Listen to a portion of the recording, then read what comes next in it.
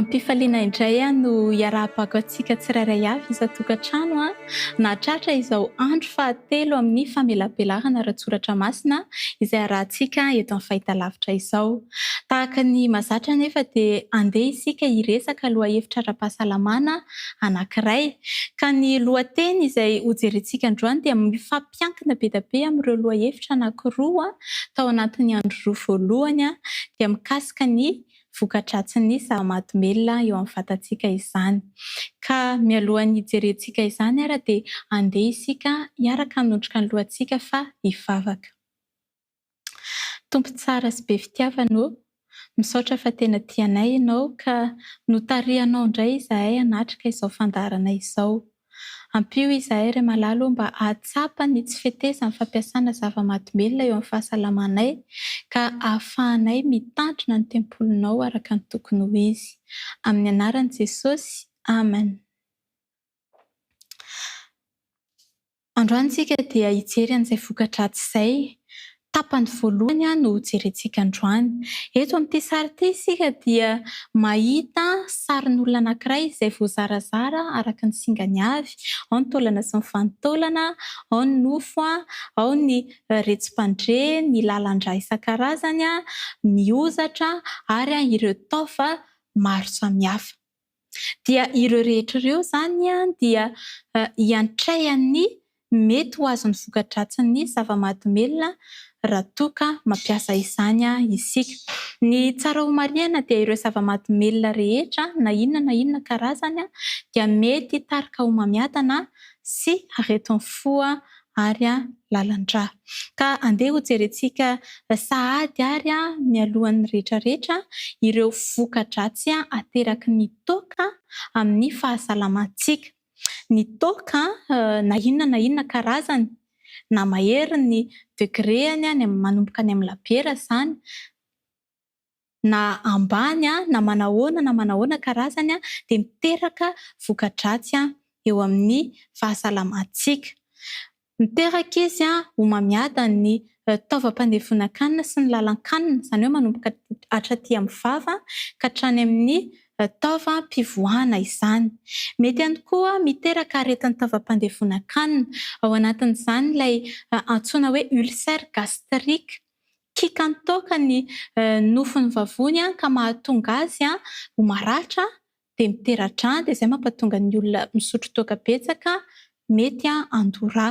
Ao ihany koa ny areti-naty izay tena matetika mpitranga dia ny cirrhose du foie ary ny zava-doza rehefa tonga ity aretina cirrhose du foie ity dia atahorana fa kely sisa ny fotoana izay haveloman'ilay olona. Manahoana ny fitrangan'izany aretina cirrhose du foie izany? Mety ho mavomavo be ilay olona, ny felatànany, ny masony, ny hoditra iray manontolo, mety hibontsina dia hibontsina feno rano ny kibo. Ao ihany koa mety hivonto hatrany amin'ny tongotra ary feno lalan-drà izay mivoaka manodidina ny kibo, mety ho sempotra ihany koa izy. Ny taova fahatelo ao amin'ny taovam-pandevonan-kanina dia ny sarakaty na pancréas izay simbain'ny toaka ny sela izay miasa ao anatin'izany pancréas izany ka mahatonga ny olona anankiray misotro toaka mety ho voan'ny diabeta. Ary ny diabeta dia arety mandoza tokoa satria mitombo avy maro eny ny taham-pahafatesana raha toa ka voan'ny diabeta ny olona anankiray. Ao ihany koa ny aretin'ny saina sy ny ati-doha. Mety hifanintona ilay olona vokatry ny fisotroana toaka ka izay fanintona miverimberina izay mitarika andro be. Ohatry ny ahoana moa ilay hoe mifanintona, mindrotsindrotra ny vatana iray manontolo, torana ilay olona, mety ho voakaikitra ny lela, mety hisy faharoram-bava ary hatramin'ny malotony aza dia mety hivoaka. Ao ihany koa ny aretin'ny saina fahaketrahana ara-tsaina. Ny olona manana fahaketrahana ara-tsaina dia olona tsy mankamamy ny fiainany intsony ary ny eritreritra miverimberina ao anatin'ny saina dia ny eritreritra te ho faty, eritreritra famonoan-tena. Mety ihany koa aretin'ny saina sy ati-dohan'ny olona izay misotro toaka dia afintony toaka ny ati-dohan'ny olona anankiray dia rehefa mifintona izy dia tahaka ny ati-dohan'ny olona izay tena efa antitra be izay voan'ny maladian'ny Alzheimer tsy mahatadidy intsony dia na dia mbola tanora aza ilay olona izany dia mety hanao an'izay raha toa ka potiky ny toaka ny atidohany. Tsy mahafantatra andro izy, tsy mahafantatra ora. Ireo fianakaviany sy ny manodidina azy tsy fantany intsony. Ny asany tsy hainy intsony mikorotana tanteraka ny fiainany. Mety ihany koa hiteraka aretin'ny fo sy lalan-drà arak'izay efa niresahantsika tamin'ny voalohany ary mety hahatonga areti-koditra anankiray izay antsoina hoe psoriasis. Dia eto amin'ity sary ity izany tsika mahita taratra n'izany fomba fisehoan'ilay areti-koditra antsoina hoe psoriasis izay. Ny manaraka ho jerentsika indray dia ny sigara na ny paraky. Mitovy izany ny fiantraikan'ireo zava-mahadomelina anankiroa ireo eo amin'ny vatantsika izay mampiasa izany. Araka ny lazaina teo dia miteraka homamiadana ny zava-mahadomelina rehetra ary ho an'ny sigara na ny paraky manokana dia homamiadan'ny tratra sy ny lalan-drivotra. Ary mazava ho azy fa rehefa marary ny tratra sy ny lalan-drivotra dia sepotra ny olona anankiray ary rehefa sepotra ny olona anankiray dia tsy ela intsony dia mety handao ny tany izy. Ao ihany koa ny aretin'ny fo. Manao ahoana ny fitrangan'ny aretin'ny fo ho an'ny olona mifoka sigara na mampiasa paraky ary mitovy ihany koa izany amin'ny fomba fitrangan'ny aretin'ny fo ho an'ny olona mampiasa môly. Raha ny vatantsika olombelona no zohina dia feno lalan-drà ary ny lalan-dràntsika dia mitondra rà. Ao anatin'ny rà dia misy selamena izay mitondra rivotra madio. Dia iny rivotra madio izay hoentin'ny selamena iny izany no mahatonga ny taovantsika tsirairay avy ho velona sy afaka miasa araka ny tokony ho izy.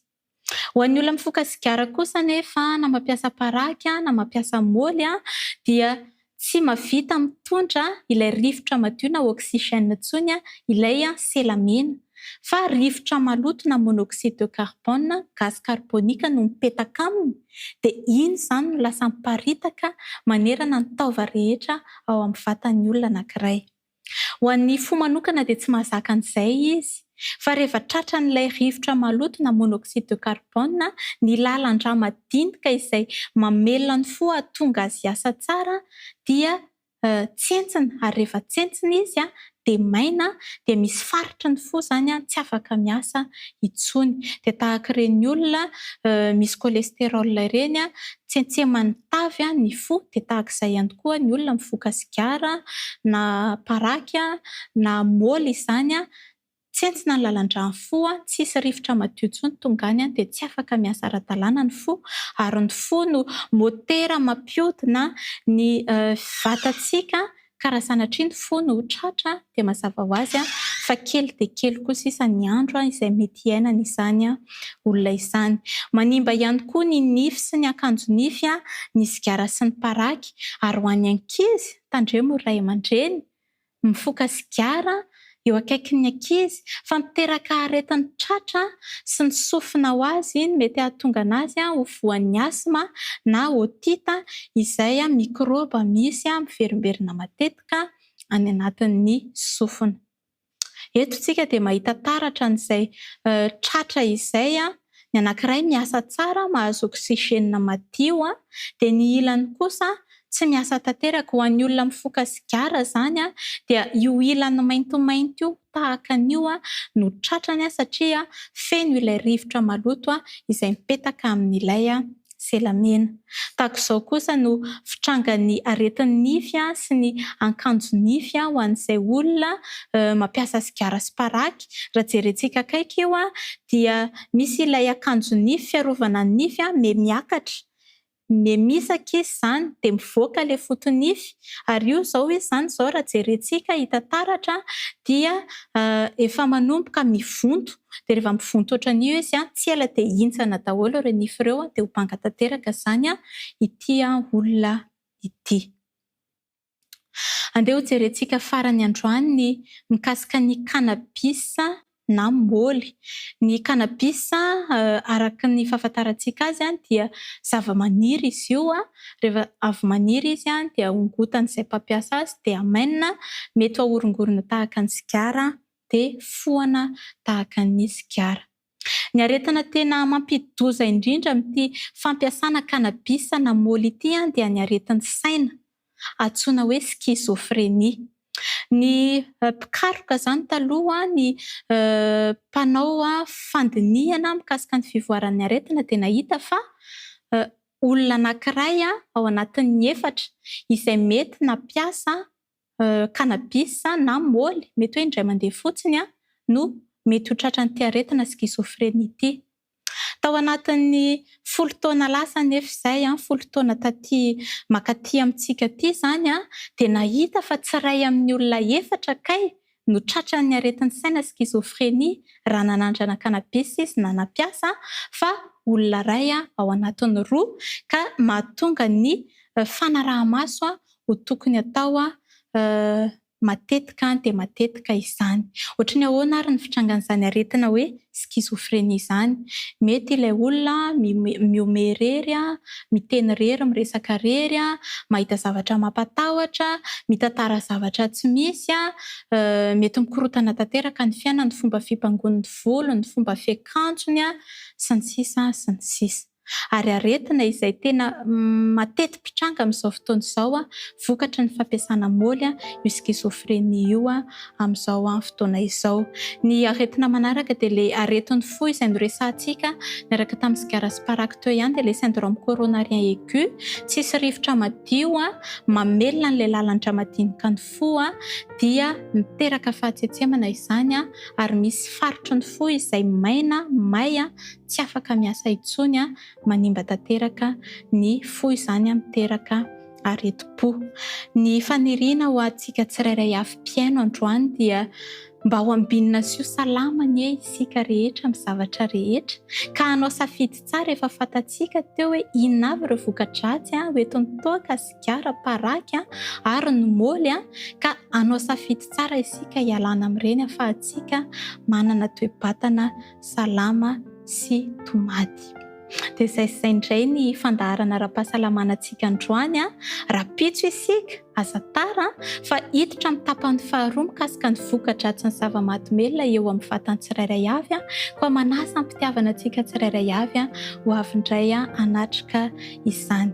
Andeha isika marina izao famelabelahana izao amin'ny vavaka. Ray masina sy tsara ny an-danitro, saotra fa niteny taminay indray ianao androany, ampio izahay mba hanao safidy tsara hatrany hikolokolo ny fahasalamanay ho fanomezam-boninahitra ny anaranao. Amin'ny anaran'i Jesosy, amen.